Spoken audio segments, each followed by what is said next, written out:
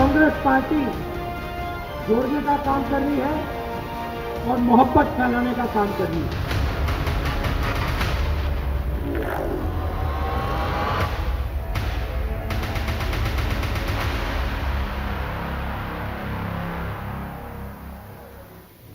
वैसे अकेले में अक्सर हम डर जाते हैं, लेकिन अगर साथ मिले लोगों का तो शायद हम दुनिया जीत जाते हैं। नमस्कार, न्यूज इंडिया आप देख रहे हैं, मैं आपके साथ सागर मिश्रा। न्यूज इंडिया की आज खास पेशकश पटना में हो रही महाबैठक को लेकर, महाजुटान को लेकर।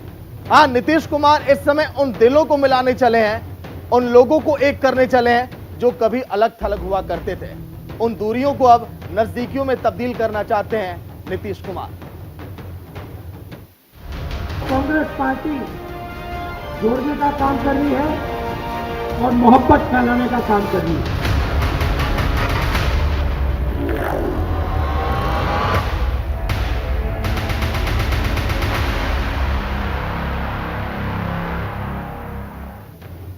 वैसे आपको याद होगा, बिहार में जब नीतीश कुमार ने बीजेपी का दामन छोड़ा, उसके बाद महागठबंधन के साथ मिलकर उन्होंने बिहार में अपनी सरकार बनाई।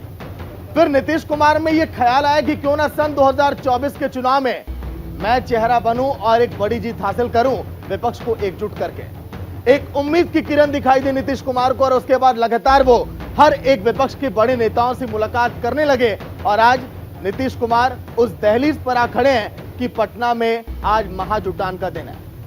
सभी नेता इस समय बैठक में शामिल हैं, लगातार लोगों के बयान भी सामने आ रहे हैं। लेकिन आज के दिन न्यूज इंडिया चर्चा करेगा। तमाम हमारे साथ पैनल में मेहमान होंगे, जिनसे हम देखिए यहाँ पर मैथिली जी होंगे, नेता बीजेपी के, चंद्रमोहन शर्मा पॉलिटिकल एक्सपर्ट। अब से कुछ ही देर में दो मेहमान आपके साथ और जुड़ेंगे। लेकिन सबसे पहले देखिए चर्चा, फिर करेंगे, पहले देखिए रिपोर्ट, फिर करेंगे चर्चा की शुरुआत।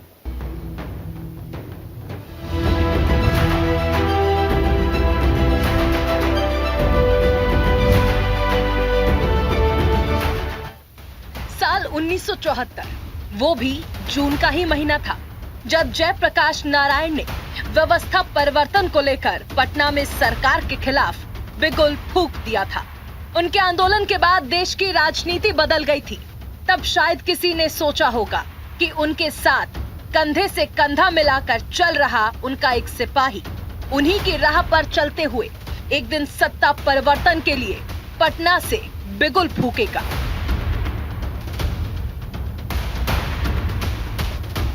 ये भी जून का महीना है और तारीख 23 जून।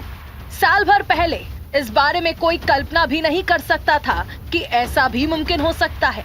लेकिन छात्र आंदोलन के दौरान साय की तरह जेपी के साथ रहने वाले नीतीश कुमार ने ये मुमकिन करके दिखाया है। वो मोदी सरकार के खिलाफ तकरीबन 20 विपक्षी दलों को एक मंच पर लाने में कामयाब हुए हैं। 23 जून को 24 चुनाव के लिए मंथन हो रहा है। 10 अगस्त 2022 नीतीश कुमार एनडीए से किनारा करने के बाद पीएम मोदी को घेरने के प्लान में जुट गए थे। कई बार पटना से दिल्ली, मुंबई और कोलकाता के लिए उड़ान भरी और आखिरकार सभी प्रमुख विपक्षी दल को एक मंच पर लाने में कामयाब हुए। अब पटना में होने वाली बैठक के बाद तय होगा कि विपक्षी एकता की मुहिम में वो कितना सफल हुए हैं। क्या 2024 के सियासी समीकरण को बदल पाएंगे? और सबसे बड़ा सवाल, क्या वो मोदी सरकार के लिए चुनौती पेश कर पाएंगे? पटना में विपक्षी दलों की बैठक को लेकर बीजेपी के माथे पर भी परेशानी के बल पड़ते दिखाई दे रहे हैं। भले ही महागठबंधन से किनारा कर जीतन राम मांझी ने एनडीए का दामन थाम लिया हो, लेकिन बीजेपी तो अभी विपक्षी दलों की बैठक को लेकर ही निशाना साधने में लगी है। ये अगर इकट्ठा भी हो जाए तो भी कोई उसका फलाफल नहीं निकलने वाला है।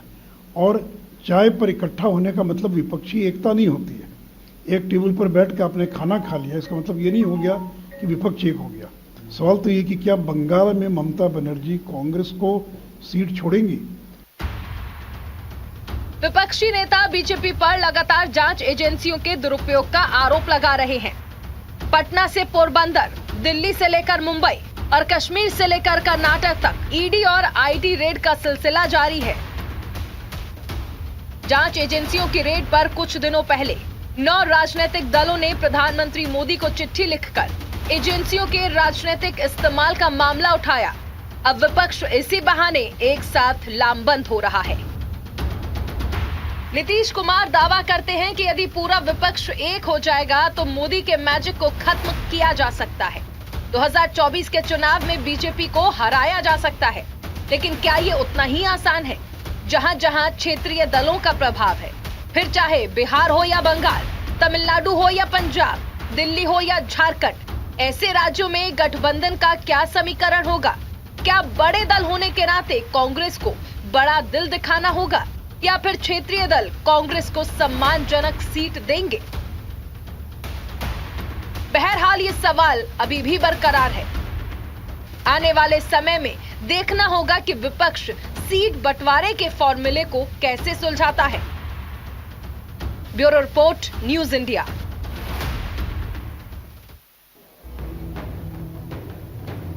वैसे साल 1974 आप सभी को याद होगा, वो भी जून का महीना था जब आप सभी ने जेपी आंदोलन देखा था। उस समय भी व्यवस्था परिवर्तन को लेकर कंधे से कंधा मिलाकर चले थे नीतीश कुमार, और आज के दिन भी उन्होंने जब बिगुल फूका है और ये चाहा कि कैसे सरकार को सत्ता से बेदखल करना है। ये एकजुटता इशारा करती है और उन तस्वीरों को एक बार फिर से याद दिलाती है जो आपने देखी थी सन 1974 में। लेकिन आज के दिन सूर्या जी यहाँ पर है जिनसे हम चर्चा की पहले शुरुआत करेंगे। सवाल यही है कि आखिर बताइए सर, आपने देखा था जेपी नड्डा ने जिक्र किया था पटना में जाकर कि ये जो क्षेत्रीय पार्टियां हैं इनका अस्तित्व धीरे धीरे खत्म हो जाएगा। फिर उसके कुछ ही देर के बाद नीतीश कुमार ने जिस तरह से पलटवार किया, विपक्ष को एकजुट करने लगे, ऐसा नहीं लगता कि ये खतरे की घंटी है? देखिए सागर जी, पहले आपको आपके सभी दर्शकों को भारत माता की जय, वंदे मातरम। और 4 लाइनें हैं। वन में नाचते हुए मोर बहुत देखे हैं और उमड़ते घुमड़ते घनघोर बहुत देखे हैं। जिन्होंने 2014, 17, 19 और 22 में लगाया था जोर, ऐसे गठबंधनों के गठजोड़ हमने बहुत देखे हैं। तो ये जो फोटो सेशन पटना में हो रहा है ना, इसका कोई अर्थ नहीं है। सारे भ्रष्टाचारी, केजरीवाल जी दोनों मंत्री जेल में, लालू प्रसाद यादव जी सजा याफ्ता, राहुल गांधी जी 2 साल की सजा याफ्ता, आप गिनवा लीजिए। जिसका भी नाम लेंगे या तो ईडी में केस चल रहा है या सीबीआई में केस चल रहा है। बड़े बड़े नोटों के गट्ठर और सोने की सिल्लियां जिनके घरों से मिली है, आज वो वहां पे बैठ के गठबंधन कर रहे हैं। और ये गठबंधन मोदी जी को हटाने के लिए नहीं है, ये अपने भ्रष्टाचार को बचाने के लिए और अपनी जो साख खत्म हो चुकी है अपने अस्तित्व को बचाने की। लेकिन इसी भ्रष्टाचार के दम पर तो कांग्रेस ने जीत लिया सर कर्नाटक। आप देखिए सागर, आप देखिए भ्रष्टाचार का, देखिए भ्रष्टाचार के बलबूते पे नहीं, वहां भारतीय जनता पार्टी को अपना पूरा वोट प्रतिशत मिला था। जेडीएस का 6% वोट कांग्रेस को शिफ्ट हुआ, यही कारण था। लेकिन आप देखिए आप कर्नाटक में क्या कर रहे हैं। जब बजरंग बली की बात कर रहे थे, गो हत्या कानून खत्म करने की बात कर रहे हैं, धर्मांतरण कानून खत्म करने की बात कर रहे हैं हेडगेवार जी, और यहां तक कि सावरकर जी को किताबों से हटाने की बात हो गई है। तो यह दिख रहा है कि कांग्रेस जो है वो कहती कुछ है और करती कुछ है। पहले का चरित्र जो है ना, वो फिर से सबके सामने आ गया। चलिए ठीक है, चंद्रमोहन जी भी यहां पर होंगे, उनसे हम चर्चा करेंगे। लेकिन पहले आपको ग्राफिक्स आज के दिन दिखाते हैं कि आखिर विपक्ष की इस महाबैठक में कौन कौन से नेता शामिल हैं। लाइएगा स्क्रीन पर, आपको दिखाते हैं कि आखिर कौन कौन से वो नेता हैं जो इस बैठक में शामिल हो रहे हैं।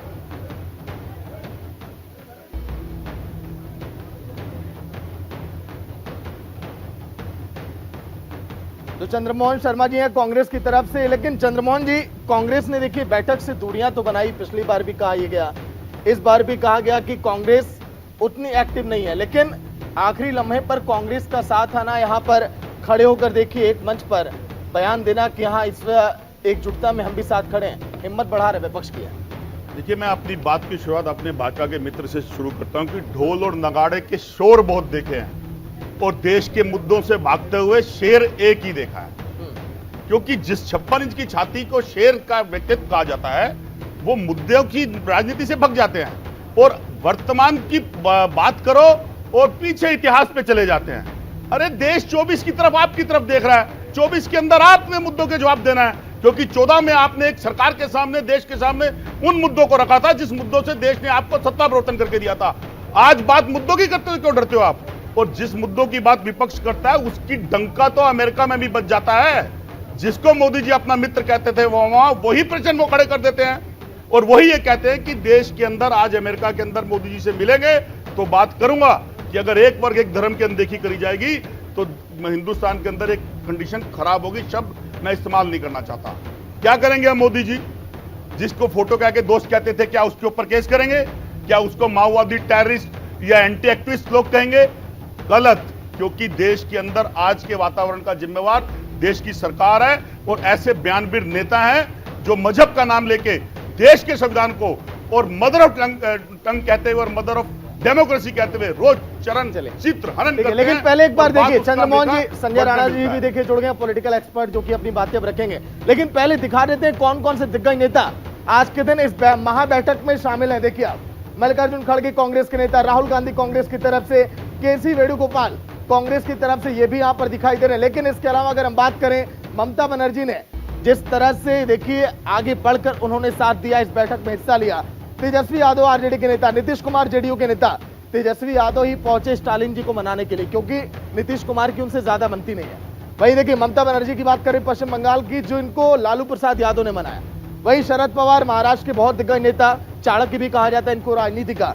इसके अलावा हेमंत सोरेन झारखंड के सीएम है, अखिलेश यादव जो कि सपा के मुखिया है, वहीं उद्धव ठाकरे महाराष्ट्र के इस समय वो चर्चित चेहरे हाल ही में देखिए। हालांकि जिस तरह से शिंदे साहब ने बगावत की उसके बाद और भी ज्यादा एक्टिव हो गए बीजेपी को सत्ता से बेदखल करने के लिए। एमके स्टालिन तमिलनाडु से, भगवंत मान पंजाब के सीएम, महबूबा मुफ्ती, ये तमाम दिग्गज चेहरे, फारूक अब्दुल्ला, डी राजा, वही सीताराम येचुरी, ये सभी नेता लेकिन अगर एक साथ आज मंच पर आ रहे हैं तो कहीं ना कहीं विपक्ष की हिम्मत तो बढ़ेगी। राणा जी, अब तो आप कहेंगे ना कि हाँ विपक्ष अब थोड़ा मजबूत हो रहा है, 24 में कुछ तो कमाल हो सकता है। पॉलिटिकल एक्सपर्ट के तौर पर अगर आप अपनी बात रखेंगे तो हम जानेंगे अच्छे से। सागर जी, गुड आफ्टरनून। पहले ठीक है, ऐसा होता है कि राजनीति में कोई चीज़ परमानेंट, कोई चीज़ टेम्परेरी और परमानेंट नहीं होती है। देखिए जितने भी नेताओं के आपने नाम गिनाए हैं या 15 पार्टी के नेतृत्व जो वहाँ पे पटना में बैठा हो, कई आधार हो चुके हैं, कुछ तो आधार वाले हैं, कुछ आधार हो चुके हैं, कुछ बेरोजगार है, कुछ बेरोजगारी की तरफ घूम रहे हैं। तो ये गठबंधन कोई किसी के साथ कर सकता है। आपको पहले याद होगा, पहले जमाने में फोटो सेशन कौन कराता था? फिल्म स्टार कराते थे, सीरियल के लोग कराते थे, सिंगर कराते थे। आजकल का जो फोटो सेशन होने लगा है वो खूबसूरत हमारे जो राज्य के देश के नेतृत्व है वो करने लगा। ऐसे ही 2018 में भी एक फोटो सेशन हुआ था, सारे के सारे लोग गलवैया करते हुए बेंगलुरु पाए गए थे, वैसे ही गलवैया हो रहा है पटना में। देखिए इसका महत्व क्या है? सर देखिए फोटो सेशन का तो दौर ही चल रहा है ना सर। नहीं बिल्कुल, आप सभी को आप देख लीजिए, देश के जो बड़े बड़े हमारे नेता माननीय, बिल्कुल सही आपने बोला। 2014 के बाद से फोटो सेशन और सोशल मीडिया दोनों बहुत तेजी से चल रहे हैं। लेकिन ये देखना जरूरी होती है कि जनता किसको कितना मानती है, जनता किसको कितना किस रूप में देखती है। जहां तक बात कर रहे हैं कि भारतीय जनता पार्टी की, देखिए अगर हम सिर्फ बिहार प्रोस्पेक्टिव से बात करें तो भारतीय जनता पार्टी की वहाँ मुझे कहीं ना कहीं फेलियर लगती है कि भारतीय जनता पार्टी ने जिस तरह से 2005 के बाद से शासन में है, तो कहीं ना कहीं वो जो नेतृत्व था उसको खड़ा करने में सागर भाई कहीं ना कहीं चूक गए हैं। जहां तक बात आती है सेंटर नेतृत्व का, देखिए सेंटर नेतृत्व में कोई कमी नहीं है। भारतीय जनता पार्टी पर एक ऐसा चेहरा है जिसपे हमेशा वैसे संजय जी देखिए अमूमन ऐसी बातें करते नहीं है। इन्होंने कह दिया कि हाँ बीजेपी बिहार में फेल हो गई, अभी मेहनत करनी पड़ेगी। बिल्कुल मेहनत करनी पड़ेगी, जो मेहनत। लेकिन देखिए राहुल गांधी और अमित शाह ने क्या कहा आज इस बैठक को लेकर, पहले वो आपको सुनाते हैं, फिर आएंगे सूर्या जी के पास। बीजेपी हिंदुस्तान को तोड़ने का काम कर रही है, नफरत फैलाने का काम कर रही है, हिंसा फैलाने का काम कर रही है, और कांग्रेस पार्टी जोड़ने का काम कर रही है और मोहब्बत फैलाने का काम कर रही है। क्योंकि आप जानते हो, आप बहुत अच्छी तरह जानते हो कि नफरत को नफरत से नहीं काटा जा सकता है। नफरत को सिर्फ मोहब्बत काट सकती है और हम नफरत से लड़ते हैं, इसलिए हम मोहब्बत की बात करते हैं। मित्रों, आज 23 तारीख को पटना में एक फोटो सेशन चल रहा है। सारे विपक्ष के नेता एक मंच पर इकट्ठा हो रहे हैं। और संदेश देना चाहते हैं कि हम भारतीय जनता पार्टी को, एनडीए को और मोदी जी को चैलेंज करेंगे। मैं सारे विपक्ष के नेताओं को ये कहना चाहता हूं, कितने भी हाथ मिला दो, आपकी एकता कभी संभव नहीं है, और हो भी गई तो कितने भी इकट्ठा होकर जनता के सामने आ जाइए। 2024 में 300 से ज्यादा सीटों के साथ नरेंद्र मोदी जी का प्रधानमंत्री बनना तय। चलिए फिलहाल देखिए सारे मेहमानों की मौजूदगी यहां पर हो चुकी है। बिलाल मलिक भी आ चुके हैं, पॉलिटिकल एक्सपर्ट, जो कि आप कांग्रेस का पक्ष रखेंगे और विपक्ष की बैठक को लेकर अपनी बातें रखेंगे। सूर्या जी भी हैं बीजेपी की तरफ से। लेकिन बिलाल जी, राहुल गांधी कह रहे हैं कि बीजेपी को अब हराना है सब लोग को मिलकर। क्या इतना आसान लग रहा है क्या? क्योंकि हौसले तो बहुत बुलंद है लेकिन रास्ते बड़े कठिन दिखाई देते हैं। देखिए, नरेंद्र मोदी जी और बीजेपी की जो विचारधारा है वो तोड़ने की विचारधारा है, और कांग्रेस की जो विचारधारा है वो जोड़ने की विचारधारा है। चाहे वो गरीब हो, चाहे वो गुर्गा हो, किसी भी जाति से ताल्लुक रखने वाला हो, सबको गले लगाने का काम आज देखिए कांग्रेस पार्टी कर रही है। और यही काम कर्नाटक के अंदर ने किया और कर्नाटक में हमने जीत। अच्छा, कांग्रेस के कार्यकर्ता हो, राहुल गांधी पटना में, इसीलिए आप कह रहे हैं क्या? सबको जोड़कर चल रहे हैं। सारा विपक्ष आज राहुल गांधी जी के साथ है। क्यों नहीं राहुल गांधी कहें कि हम लोग सारे, चाहे आने वाले देख लेना आप, हरियाणा के अंदर जीतने वाले हम लोग, राजस्थान के अंदर हम जीतने वाले हैं, मध्य प्रदेश के अंदर क्लीन स्वीप करने वाले हम लोग।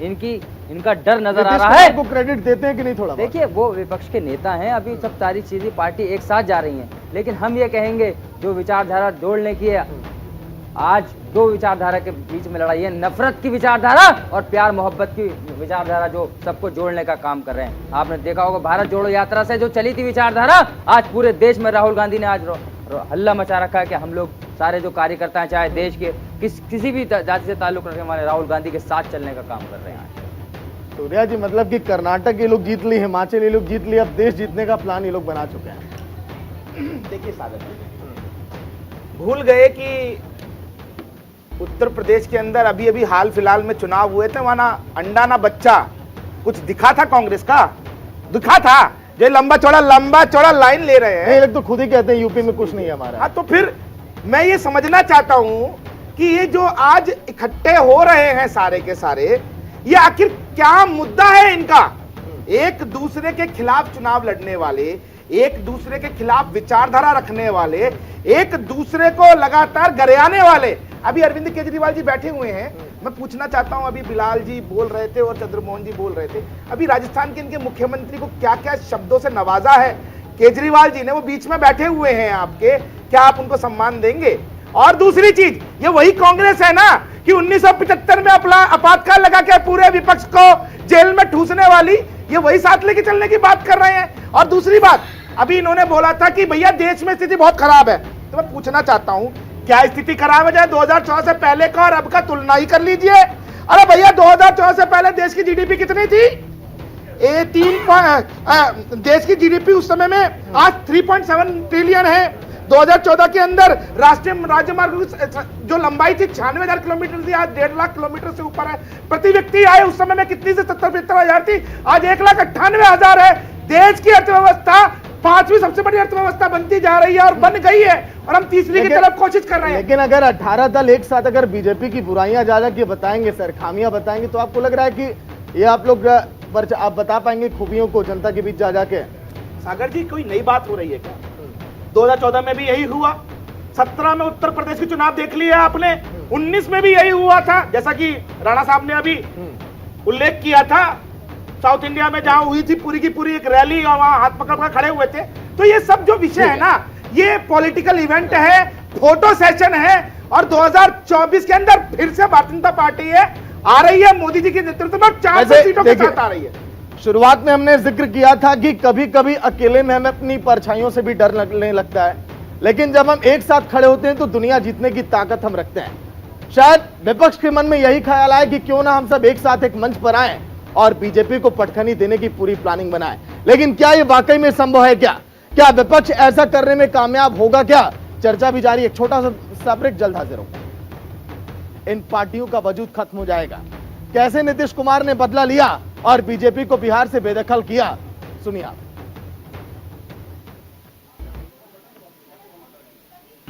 40 साल की तपस्या करेंगे तब बराबर खड़े होंगे। कुछ नहीं होने वाला ये जितने कैंप लगाने इनको CAMP समझने में बहुत टाइम नहीं है। वैचारिक पृष्ठभूमि पर हम खड़े, मैं बार बार लोगों को बोलता हूं, देखो अगर ये विचार नहीं होता ना तो हम इतनी बड़ी लड़ाई नहीं लड़ सकते थे, और सब लोग मिट गए, समाप्त हो गए, और जो नहीं हुए वो हो जाएंगे। रहेगा तो फिर बीजेपी रहेगी। हालांकि विपक्ष के नेता आज के दिन ये कह रहे हैं कि बीजेपी नेताओं के पेट में दर्द हो रहा है। कई जो बीजेपी के पक्ष में बोलते हैं उनको भी थोड़ी टेंशन हो रही है कि हाँ कुछ होने वाला है क्या। सूर्या जी, ईडी की छापेमारी के आंकड़े हम दिखा रहे हैं सर, क्या बीजेपी के नेता एकदम साफ छवि के होते हैं क्या? सागर जी एक बात बताइए, यदि सलीम पत्थर मारेगा तो सहदेव के घर पे बुलडोजर चलेगा क्या? जो भ्रष्टाचारी होगा उसी के घर पे तो बुलडोजर चलेगा। और ईडी की रेड किसके घर पे पड़ती है? जिसके घर में नोटों के गट्ठर मिलते हैं या बड़ी बड़ी सोने की सिल्लियां मिलती हैं। और ऐसा तो है नहीं कि भारतीय जनता पार्टी के नेताओं पे भ्रष्टाचार के मामले दर्ज नहीं किए गए। लेकिन मैं आपको एक छोटा सा आंकड़ा देना चाहता हूं। आपने दिखाया, ईडी का विषय उठाया, बहुत बढ़िया किया, और मैं आपको बता देना चाहता हूं कि जिस प्रकार से 70 साल के अंदर लगातार लूट मचाई, सुन लीजिए, नहीं, अब मैं आपको पूरा विषय दे रहा हूं, सुन लीजिए। उस समय में इन्होंने ईडी को क्या कर रखा था? ईडी को बांध के रख रखा था अपने सिंहासन से। नरेंद्र मोदी जी आए, उन्होंने सिंहासन को खोल दिया। ईडी का जो नया अधिनियम लेके आए, उसके बाद ईडी कहीं भी जाके सर्च वारंट से चेक कर सकता है और उसके अरेस्टिंग कर सकता है। यही कारण है कि 2014 के बाद 2022 से पहले तक 3000 से ज्यादा रेडें हुई और उसके अंदर 1.5 लाख करोड़ रुपए से ज्यादा की रिकवरी हुई है। 95% केवल विपक्ष के नेताओं पर। अरे तो मैंने कहा ना भैया, जो भ्रष्टाचार बीजेपी नेता के घर से, कर्नाटक में बीजेपी नेता के घर से नोटों का बंडल निकल रहा है। तो किसने पकड़ा? बताइए, आपके सवाल का जवाब आपने खुद दिया है। आपने अपने सवाल का जवाब खुद दिया है। शुभेंदु अधिकारी जैसे नेता, हेमंत बिस्वा शर्मा जैसे नेता, फिर उसके बाद आप लाइए एकनाथ शिंदे पर छापेमारी क्यों बंद हो गई? शुभेंदु अधिकारी के ऊपर केस वापस हो गया या हेमंत बिस्वा शर्मा के ऊपर केस वापस हो गया? उनकी जांच चल रही है, नहीं चल रही है? कोर्ट में आरोप पत्र दाखिल हुआ है कि नहीं हुआ? आपको जानकारी है क्या? बीजेपी के वॉशिंग मशीन में एकनाथ शिंदे साफ हो गए। नहीं दिखाया यहाँ पर आपने, ये नहीं दिखाया।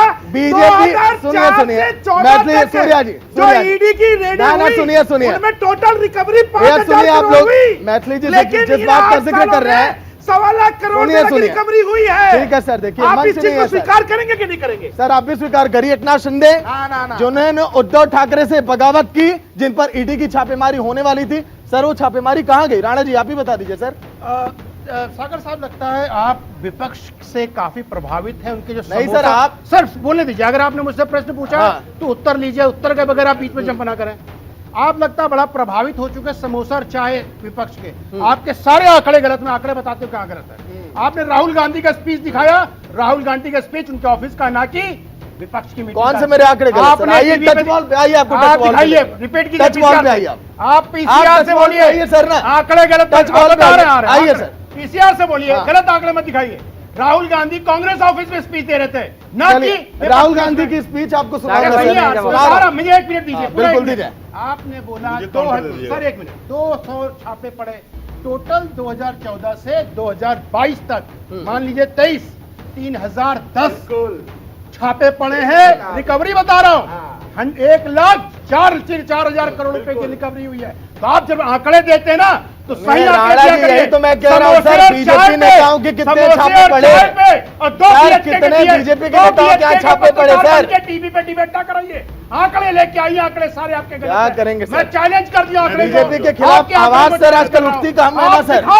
जब सवाल होंगे तो सर आपको सबको मालूम है, पूरे देश को मालूम है, वो भाई सुनने का काम करिए। आप लोग दर्द क्यों हो रहा है सर? बीजेपी के नेताओं की छापेमारी क्यों नहीं होती है? दुरुपयोग कौन करता है? Bharatiya Janata party CBI ED का दुरुपयोग करने का काम करती है। जब येदियुरप्पा की बात आती है तो इनके मुंह बंद हो जाते हैं। कितना पैसा पकड़ा देखा नहीं? कितने बंडल निकले थे आप बताइए? येदियुरप्पा जी के घर से कितने बंडल निकले थे? किसने उन पर कार्रवाई करने का काम किया? किसने की थी कार्रवाई? किसने की थी? बताइए। आपके हाथ में दुरुपयोग करने का काम है, आपके लोग, आप लोग राहुल गांधी सोनिया गांधी बेल्ट पे है कि नहीं है? 85% लोगों को सोनिया गांधी राहुल गांधी बेल्ट पे है कि नहीं है? बंगाल के अंदर कितने नेता पकड़े गए? कार्रवाई हुई तो क्या सीबीआई किसके हाथ में, ईडी किसके हाथ में, सेंट्रल के हाथ में, सेंट्रल के हाथ में, इसलिए कार्रवाई नहीं होती है।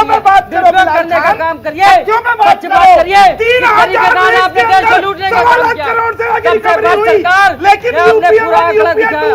बीजेपी सबसे बड़ी सरकार है, पूरे देश में मालूम है। आज इस तरीके से आप लोग, अरे भैया पूरा देश में का काम करिए। जनता को समझ दिए।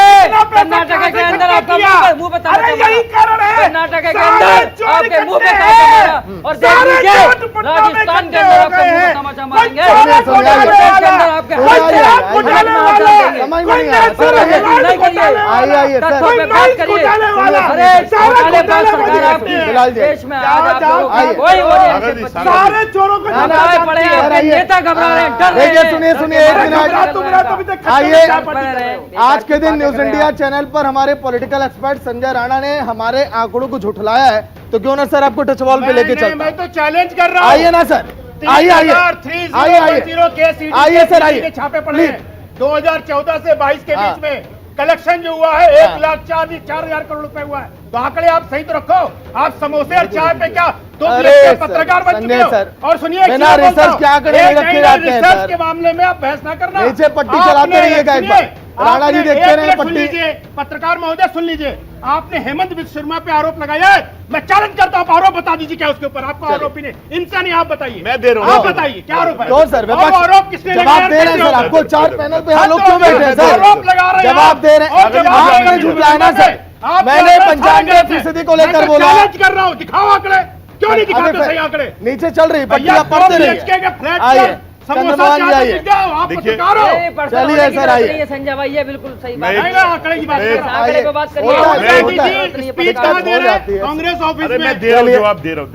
देखिए एक छोटी सी बात चलिए, मैं एक छोटी सी कहावत से चलता हूँ कि अगर चिल्लाने वाला कौआ सोचे कि मैं मोर बन जाऊं तो वो मोर नहीं बन सकता, क्योंकि मोर मोर रहेगा और कौआ कौआ रहेगा। आप अपने ऊपर जब छींटे पड़े और आप चिल्ला चिल्ला के कहो कि हम दाग साफ है, तो आप मोर नहीं बन सकते। प्रश्न ये खड़ा होता है, सुन लीजिए, मैं डिबेट बहुत आराम से करता हूं। मैं डिबेट अगर मेरे तर्कों का जवाब कांग्रेस रोड पे लोटी घूम रही थी, सड़कों पे बवाल कर रही थी, आग लगा रही थी, पुलिस वालों के कपड़े फाड़ रही थी। यही वो कांग्रेस है ना, यही वो मोहब्बत की बात बोल रही थी। जब चोरी के बारे में इन्वेस्टिगेशन के लिए बुलाया था राहुल गांधी को, यहाँ बैठकर ज्ञान दे रहे हो। बोल दिया, निबंध खत्म हो गया, तो मैं आऊं आपके प्रताप पे। देखिए क्या बात है, मैंने किस विषय पे कहा। अब मैंने भाई को तो कहा नहीं, मैंने बोला कि चिल्लाने वाला कौवा मोर नहीं बन सकता। लेकिन आप क्यों चिल्ला रहे हैं? अरे आप सत्ता के अंदर हैं, आप पावरफुल हैं। देखिए आप अपशब्द मत बोलिए, कोई ऐसा अपशब्द मत बोलिए तो आप पर पर्सन हो जाए। मैं आपको चैलेंज कर रहा हूँ, देखिए कोई भी ऐसा अपशब्द मत बोलिए तो आपका हमारा पर्सन हो जाए। आप एक पार्टी का नेता प्रवक्ता हैं, बहुत मर्यादा डिबेट चल रही है। मर्यादा में आप सभी लोग बिल्कुल मर्यादा में, ऐसा कोई शब्द मत इस्तेमाल करिए ना, मैं कर रहा हूँ। संजय जी बेशक चिल्लाते हैं, मर्यादा में रहते हैं सर। वो आप लोग भी रहिए। गालियां देने वाले हमें मर्यादा की बात कर रहे हैं यार। प्रधानमंत्री जी के विषय में व्यक्तिगत टिप्पणियां करवाने वाली पार्टी हमें ज्ञान देने की बात कर रही है। अपने पहले खुद के प्रवक्ताओं को ज्ञान दो, जाके पहले पहले अपने प्रवक्ताओं को ज्ञान दो। बोले चंद्रमोहन जी जवाब। देखिए जहां के मुद्दे की बात हो रही है और उस मुद्दे के ऊपर भाजपा के नेताओं के ऊपर जवाब देने का ना होता हो, तो एक तो वो नेहरू गांधी और इंदिरा जी पे पहुंच जाएंगे, बचा कुचा राहुल गांधी पे पहुंच जाएंगे। लेकिन इतने दुर्भाग्यपूर्ण, इतनी निर्लजता आज इनके अंदर आ गई है कि पॉलिटिक्स की अगर एक मुद्दे की बात राहुल गांधी खींच देते हैं तो प्रधानमंत्री से नेता, प्रवक्ता और संतरी उसी लीग पे चलते हैं। ये परिवर्तन भारतीय राजनीति के अंदर राहुल गांधी ने पैदा करा। किस लिए पैदा करा उसका एक मैं बात करता हूं कि एक छोटा सा वो बताता हूं कि जरा मुल्क के रहनुमाओं को बुलाओ। ये मुल्क तो चलो इसको बाद में देंगे कि कहां मुद्दा आ गया कि जो चलो अंधेरे में डरे हुए लोग, खौफ से भरे हुए लोग करते हैं सरहदों की बातें, या घरों में घुसे हुए लोग। ये हमें बताएंगे मुद्दों के विषय में। अरे बताओ ना, नेशनल हेराल्ड के अंदर बेल पे है क्या नहीं ये गांधी परिवार? पूछिए इनसे, क्यों इन्होंने भ्रष्टाचार किया, क्यों लूट मचाई नेशनल हेराल्ड के अंदर? पूछिए, ये ज्ञान दे रहे खड़े होकर। क्योंकि ऐसा है जब मुद्दे के ऊपर बोला और बीच में करंट काट दिया जाए तो ऐसे लोग चिल्ला के इस मुद्दे को भटकाते हैं। आज देश के अंदर 14 प्राइम मिनिस्टर रहे, 14 प्राइम मिनिस्टरों के देश के ऊपर 58 करोड़ रुपए का कर्जा था। 15वें देश के प्रधानमंत्री कौन आए? भाजपा के ऊपर। आज देश का कर्जा कितना हो गया? 158 करोड़ रुपए का। दही और मूंग बनी रहे। पहले विषय के ऊपर मैंने इनसे पूछा, देश के अंदर जिस मुद्दों को राहुल गांधी उठाते हैं कि देश के अंदर अमन चैन और फिरका परस्ती खराब हुई, उसका जवाब ओबामा जी ने पूछा, इनसे बोला नहीं गया। क्या इनको सिखाया जाता है? सिर्फ नेहरू परिवार और ओबामा। अब उसके ओबामा वो है जिसको आपके मोदी जी गले लगा के अपना देश में ओबामा वो है जिसे ओबामा वो है जिसके ओबामा वो है जिसके आगे नतमस्तक और आप जैसे नेता प्रवक्ता कहते थे ओबामा वो है जिसको आपके नेता कहते थे अलग दिशा में फंसा हुआ है क्योंकि मुद्दों की बात आपको करनी नहीं आती। चंद्रमोहन जी, चंद्रमोहन एक एक करके बिलाल जी जवाब दे ले, फिर संजय सर। जरा मुल्क के रहबरों को बुलाओ, ये कूचे और गलियां, ये मंजर दिखाओ। जिन्हें ना जाए हिंद पे उनको लेके आओ, जिन्हें ना जाए उन पे हिंद पे लेके आओ। और मणिपुर के अंदर जो हादसा हो रहा है, देश के प्रधानमंत्री के सदन पे माथा टेकते हुए आंसू बहाते हुए उस प्रधानमंत्री को लेके आओ जो मेरे देश के एक स्टेट के ऊपर लाखों और कितने बेघर लोगों के आंसू के ऊपर एक शब्द ना बोले, अरे चुल्लू भर पानी लो और उसको छीट लो अपने ऊपर। तुम लोग सदन की मर्यादा तोड़ते हो, तुम लोग इस देश के संविधान को तोड़ते हो, तुम लोग देश के अंदर पैदा करते हो, तुम लोग भाईचारा तोड़ते हो, तुम देश के अंदर ऐसे चिल्ला के देश के हर मुद्दे को खराब करते हो, क्योंकि देश के वातावरण को खराब करने आपके पास मेरे प्रधानमंत्री देश का सबका साथ सबका विकास की बात करते हैं, मणिपुर पे बोलते नहीं है। और वो जैन किसका था? ना जैन तेरा ना मेरा। वो यूपी में सीबीआई की रेड लगी थी। देखिए सर, यही तो हमारे देश की राजनीति है। पे क्या हुआ? संजय राणा जी से जवाब ले लेता हूँ। देखिए संजय राणा जी करने वाले मुस्लिम लीग को सेकुलर कह देंगे ये। आइए मैथिल जी, किसने कहा था? सुनिए आपके नेता, आपने कहा था आपके नेता लाल कृष्णवानी ने माथा टेकने कौन गया था? लाल कृष्णवानी ने दिया था। आइए आइए सर, इन लोगों ने बनाई थी सरकार। आइए सर, यहाँ पर बात आप लोग बात कर रहे हैं। अटल बिहारी वाजपेयी ने समर्थन किया था मुस्लिम लीग का। अटल बिहारी वाजपेयी कौन थे? बताइए कौन थे? आपके प्रधानमंत्री नहीं थे, देश के प्रधानमंत्री नहीं थे, उनको देशभक्त बताने वाले नाथूराम गोडसे को देशभक्त बताते हैं लोग। नाथूराम गोडसे को देशभक्त बताते। उत्तराखंड में इनका सीएम कह रहा है नाथूराम गोडसे को शर्म से डूब मिलना चाहिए ऐसे लोगों को। आप लोग नेशनल स्पीकर हैं सर, क्या बात कर रहे हैं लोग? देख रहा है चर्चा किस चर्चा दिशा में कराई जा रही है, तरीके से देखिए ऐसे नहीं होती है। एक आदमी की सुननी चाहिए आपको। अगर कोई बोल रहा है बयान अगर कोई कहीं मोड़ रहा है, आप लोग जवाब मत दीजिए सर, तुरंत मुद्दों पर हम आएंगे। सवाल भी आप ही पूछ रहे हैं। हम आ रहे हैं गठबंधन को लेकर, उसके बाद हमारे बैठक को लेकर। राणा जी ये बताइए, विपक्ष को जो उम्मीद है, जब नीतीश कुमार साथ छोड़ दे रहे हैं बीजेपी का, हर एक पार्टियों का उन्होंने आखिरी लम्हे पर साथ छोड़ा जहां उन्हें फायदा लगा है, विपक्ष को ऐसा क्या दिखाई दे रहा है नीतीश कुमार में? देखिए ऐसा है कि विपक्ष की अगर हम बात करें तो विपक्ष में सबसे महत्वपूर्ण पार्टी है वो कांग्रेस। कांग्रेस के बगैर कोई भी गठबंधन विपक्ष का बन ही नहीं सकता है। और रहा बात हो रही है जब नीतीश कुमार की बात, नीतीश कुमार पे कोई विश्वास नहीं करता है। ये आप गलतफहमी में है कि राहुल गांधी पे विश्वास करते हैं। मतलब कि आप ये कह रहे हैं कि अगर कांग्रेस अगर किनारा कर ले तो ये लोग एकदम कमजोर हो जाएंगे। ये बताइए, कमजोर नहीं हो जाएंगे? बंगाल में मान लीजिए अगर कांग्रेस नहीं लड़ती है तो बंगाल का तो अस्तित्व सिर्फ टीएमसी का है और किसी का तो है नहीं। जेडीयू का वहां पे क्या कुछ नहीं है। अगर आप चले जाते हैं तमिलनाडु में, वहां पे टीएमसी का क्या कोई कुछ नहीं है। लेकिन कांग्रेस का दोनों स्टेटों में, तो कांग्रेस एक मुख्य विपक्षी पार्टी है, धुरी बन सकती है सारे विपक्षियों को एक करने में। लेकिन जिस तरह के बयान केजरीवाल जी क्या रहे हैं, जिस तरह के बयान ममता जी क्या रहे हैं, जिस तरह से कांग्रेस के कार्यकर्ताओं की हत्या हो रही है बंगाल में, उसको देखते हुए मुझे नहीं लगता कि ये कुछ समीकरण बन पाएगा। नो डाउट ये बहुत अच्छा टीवी पे देखने के लिए, फोटो सेशन के लिए बहुत खूबसूरत जगह है, बहुत खूबसूरत चीज है, लेकिन कितना हो पाता है, जमीन पे उतरता, ये देखने का विषय होगा। ठीक है बिलाल जी, देखिए यही जवाब मैं आपसे ले लेता हूँ। पश्चिम बंगाल की बात करें और कई राज्यों की बात करें, जहां पर आप देखिए कांग्रेस का अस्तित्व तो बहुत ज्यादा है, लेकिन जो हिंदी भाषी राज्य हैं वहां पर इन 18 दलों में, 17 दलों में जो 15 दल आए, 18-19 दलों को न्योता मिला, कितने कारगर साबित होंगे? लोकसभा चुनाव में लगता है कि ये लोग कुछ प्रभाव छोड़ पाएंगे क्या? बिल्कुल, देखिए कांग्रेस के बिना सरकार नहीं बन सकती। कांग्रेस सबको साथ लेकर चल रही है और कांग्रेस को सारे लोग मतलब अपनी पार्टी मानने का काम कर रहे हैं। आज आपने देखा होगा जिस तरीके से नीतीश कुमार जी ने कहा, और देख लीजिए मैं इनका बात का जवाब दे रहा हूँ, बड़े देर से राहुल गांधी जी और उनके पर्सनल बात करने का काम कर रहे हैं कि सोनिया गांधी बेल पे बाहर है। तो आप ये बता दिए तड़ीपार कौन था? अगर मैं पर्सनल सवाल हूँ, आपको नहीं पता है कौन सा मेरी बात पर्सनल, अगर आप मेरे होना चाहिए। मैं भी करने का डिग्री को चेक कराइए सागर जी, इनकी डिग्री को चेक कराइए, ये भी फर्जी है। इनको ये नहीं पता कोर्ट ने ये नहीं पता, लगातार दुश्मनी करने का काम कर रहे हैं।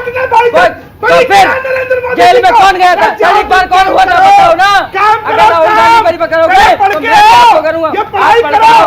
अरे अरे मेरे भाई, व्हाट्सएप यूनिवर्सिटी, व्हाट्सएप लगाने वाले, व्हाट्सएप फेसबुक का सवाल बैठक को लेकर 2 करोड़ दे दिया रोजगार, क्या कहते हैं 2014 से आप दिखाई दी 2 करोड़ लोगों को। झूठ झूठ झूठ आंकड़े इनके झूठ। 15 लाख आज तक नहीं आए, तो स्मार्ट सिटी नहीं बनी, दाऊद को लेकर नहीं आए, आतंकवाद खत्म हो गया। अरे क्या क्या बातें कर रहे थे, झूठे वादे, देश को लूट लिया, देश को बर्बाद कर दिया। बीजेपी ने हमेशा यही काम करने का, नफरत का आज बाजार आपने गर्म कर दिया है, नफरती कीड़े आप लोग, नफरत की बात करते हैं। देखिए फिर बिलाल ने मोहब्बत की बात कर दिया, पेट में दर्द हो रहे हैं, सुन लीजिए मोहब्बत की बात। अरे इनको कुछ नहीं पता को लेकर आइए, फर्जी, इसको कहाँ से पकड़ के लेते हैं आप लोग, बताइए क्या पता है इसको, क्या पता है। व्हाट्सएप खोल के देखा, व्हाट्सएप वाला है, व्हाट्सएप वीडियो अरे क्या नहीं पता, पूरे देश को पता है, पूरे देश को पता है, पूरे व्हाट्सएप पे पता है। अरे व्हाट्सएप बता भी, तेरी डिग्री चेक कराइए, डिग्री बता। अबे नकली व्हाट्सएप यूनिवर्सिटी वाला, व्हाट्सएप वाला, अभी जब डिग्री चेक कराता हूँ अपना भागने का काम करोगे, नकली आदमी। तो बीजेपी का प्रवक्ता पर्सनल बात नहीं करो, बताओ ना कितने रोजगार दिए।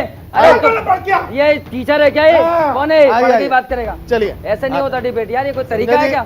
डिबेट अलग दिशा में बार बार भटक जा रहा है। अब सागर जी देखिए, डिबेट तो आपको कराना जिस तरह हो अल्लाह, वो देखिए अब क्या है कि अब जब आप लोग सवाल उठाएंगे कि हमारी पार्टी के नेता बहुत बीजेपी के बोले, ऐसा देखिए, अब देखिए मैंने यही तो बात की, बताइए आपने ईडी की बात की, देखिए राणा जी आप बात कर रहे थे बिहार की, तो मैंने बोला आप भारतीय जनता पार्टी में हमारे साथ थे, कर्नाटक में भी थे, जब राज्यों की चर्चा हुई। मान्यवर देखिए, चर्चा आज हमारी बिहार पे हो रही है, उस पे कर बिल्कुल, हम ये लोकसभा चुनाव को लेकर इनकी तैयारी है ना। देखिए हमारे सवाल यही है राणा जी, सवाल यही है। बिलाल खान साहब है, काबिल वकील हमारे मित्र हैं, चंद्रमोहन जी बोलेंगे। इनको ही पता है कि अगर कोर्ट से किसी को बरी कर दिया जाता है तो उसके ऊपर इल्जाम आप नहीं लगा सकते, क्योंकि खुद वकील हाई कोर्ट के, ये छोटे मोटे व्यक्ति नहीं है, खुद वकील है, प्रैक्टिशनर वकील है। राहुल गांधी के बारे में लेकिन हाँ, सुनिए राहुल गांधी, सुन तो लीजिए सर, आप काबिल वकील हो, काबिल वकील हो ना, बताइए। ये बताइए, जिसके ऊपर आरोप लगता है उसको आरोपी बोला जा सकता है, लेकिन जब बरी हो जाता है उसको आरोपी नहीं बोला सकता। आप तो वकील हो, मैं ये कह रहा हूँ, राहुल गांधी पे आरोप लगा सकते हैं, लेकिन आप अमित शाह पे नहीं लगा सकते, क्योंकि कोर्ट है अभी नहीं साबित हुआ। बेल पे क्यों मिली है, बेल बताइए, क्यों बेल मिली है, कौन से सेक्शन में मिली है बेल, क्यों मिले, बताइए। जेल तो नहीं गए, जेल तो नहीं गए आपके नेता की तरह, जेल तो नहीं गए, जेल तो नहीं गए। अरे वो सबको पता है किस तरीके से आप लोग कर रहे हैं यहाँ पर। 2-4 मिनट का वक्त है, चर्चा पे आ जाते हैं। महागठबंधन देखिए, छीन लो कुछ भी छीन लो, नहीं इतनी बड़ी मुहिम अगर छेड़ा है बिहार में। चंद्रमोहन जी, मैं हिंदी भाषी राज्य की बात कर रहा हूँ, क्या ये सभी पार्टियां मिलकर, जहां पर पीएम नरेंद्र मोदी का आपने देखा किस तरह से जलवा है, लोकसभा चुनाव में एकदम अलग देखिए तस्वीरें रहती विधानसभा की अपेक्षा, क्या लग रहा है वहां पर ये सभी दल प्रभाव छोड़ पाएंगे क्या? लग नहीं रहा है, देखिए बहुत आसान काम है नहीं आप लोग के लिए। देखिए बिल्कुल 2024 एक ऐसे मुहाने पे आके खड़ा हुआ। 2024 का इलेक्शन बहुत इंपॉर्टेंट इलेक्शन है, वो इलेक्शन भाजपा के लिए भी और विपक्ष के लिए, दोनों के लिए है। विपक्ष उसके ऊपर क्यों एकजुट हो रहा है, क्योंकि देश का आज जो वातावरण था, उस वातावरण के अंदर जिस मुद्दों को आप देखिए 2014 में चले सागर भाई, जब 2014 पर एक नारा आया था महंगाई डैन, वो कितना विकराल रूप के अंदर चला था और लोगों की जन जन पे था, वो आज कहां गया? आज मुद्दा कहीं ना कहीं छुपा दिया गया, कांग्रेस मुक्त कह के छुपा दिया गया, या किसी पार्टियों को चलती हुई को तोड़ के खत्म कर दिया। तो उस नीतियों के विरोध के अंदर क्षेत्र पार्टी आज एक ऐसे नेतृत्व और ऐसी पार्टी के साथ जाना चाहती है जिनके साथ मिलकर उनका वर्चस्व बढ़ के सेंटर तक आए। अब तालमेल बैठने के लिए समय लगता है, क्योंकि जिस तरह से सागर मंथन होता है उसी तरह से ठीक भाजपा की नीतियां और भाजपा के बवंडर वाले बयानों का एक मंथन आज पटना के अंदर हो रहा है, जिसकी रूपरेखा तैयार होगी। उसके अंदर नेतृत्व भी आएगा, उसके अंदर मुद्दे भी आएंगे, उसके अंदर एक स्वरूप बन के तैयार होकर आएगा जो भाजपा और भाजपा के नेताओं के लिए चैलेंज आएगा। बौखलाहट और घबराहट कहां है? घबराहट भाजपा के नेताओं के पास है, चाहे वो बड़े नेता हो। क्यों आज स्मृति ईरानी ऐसे बयान दे देती हैं? उनको बात आज की हो रही थी और चली जाती है 84 के ऊपर। राहुल गांधी जी मोहब्बत की बात करेंगे तो 84 में चले जाएंगे। अरे आज की बात करिए। आज आपने क्या दिया देश को? चलिए ठीक है राणा जी, देखिए 30 से 40 सेकंड का वक्त है। सर्वे भी हमने देखा, कई जगहों पर आप भी लगातार चर्चाएं इस पर की है। 2024 का चुनाव को इतना आसान अब लग रहा है क्या, अगर ये सभी पार्टियां आ गई तो बीजेपी के लिए? देखिए ऐसा है, 2024 का चुनाव सभी पार्टियों के लिए महत्वपूर्ण है और देश के लिए भी महत्वपूर्ण है। देश की जनता को डिसीजन लेना है कि कौन उनके लिए और भविष्य के लिए, उस देश के लिए कौन सा नेता काम करेगा। जितने भी विपक्षी नेता है, मैं तो किसी नेता की बुराई करने नहीं बैठा हूं, लेकिन सारे नेता कहीं ना कहीं करप्शन में लिप्त है कि नहीं है। इनको अपनी जमीन संभालना है, अपनी खोई हुई धरातल जो है उन्हें निकल चुकी है, खसक कुची हुई जमीन को बचाने की लड़ाई चल रही है। आप नीतीश कुमार जी की बात करें, नीतीश कुमार जी का वर्चस्व 2005 से ये लालू जी को गाली देते थे, लालू जी को भरपेट गाली दे करके उसके बाद उन्हीं के साथ बगल में बैठे हुए हैं। अभी हमारे मित्र, 5 सेकंड में खत्म कर लूं, एक हमारे मित्र बोले थे भैया बहुत अराजकता देश में फैला हुआ है। देश में 18 दंगे कांग्रेस के राज में हुआ, जिसमें कम जो आदमी मरे हैं तकरीबन, अरे सर बता रहा हूं सर, आज आपको आ रहा हूं सर, अपने गिरबान में झांकना चाहिए कि 3000 लोग कम से कम व्यक्ति मणिपुर 3000 की बात ना करे, डबल इंजन की सरकार की, और वहां पर इतना नहीं देखेंगे। आज ये बोले मोहब्बत की और आप फिर वापस चले जाए। मुसलमानों की तरफ सबसे ज्यादा मुसलमान बिलाल जी 2024 में हम देखिए विपक्ष की पार्टियों को अगर सब लोग एक साथ, क्योंकि ये जान रहे हैं कि दूरियों से कोई फायदा नहीं, अगर एक साथ रह गए तो हो सकता है बात बन जाए। लेकिन हमने विधानसभा चुनाव देख लिया सर, हमने 19 का चुनाव भी देख लिया, कुछ खास हासिल हुआ नहीं था आप लोग को। देखिए 2014 में जनता जवाब देगी, क्योंकि जनता रोजगार मांगती है, महंगाई से मुक्ति मांगती है, और जो देश में मोहब्बत की बात करेगा, जोड़ने की बात। अरे भाई साहब 40 सेकंड बचे यार, रुक जाइए अपनी बात। 2 बच्चे पैदा करने वाला टैक्स देंगे और 20 बच्चे पैदा करने वाला रोजगार मांगेंगे। यार इनके देखो आने दीजिए, सबका इलाज हो जाएगा। अगर हिम्मत है तो लाके दिखाइए ना, बोलने तो कोई फायदा नहीं है। चिंता मत करो। चलो खत्म, फजूल की बातें। तो चलिए देखिए आज के दिन चर्चा इसी पर कि आखिर विपक्ष अगर ये महाजुटान कर रहा है तो आखिर इससे कितनी सफलता मिलेगी, क्योंकि विपक्ष भी ये जानता है कि हाँ दूरियों से बात नहीं बनने वाली।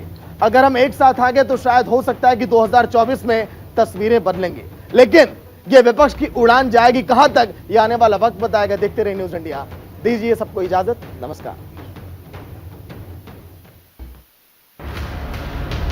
कांग्रेस पार्टी जोड़ने का काम कर रही है और मोहब्बत फैलाने का काम कर रही है।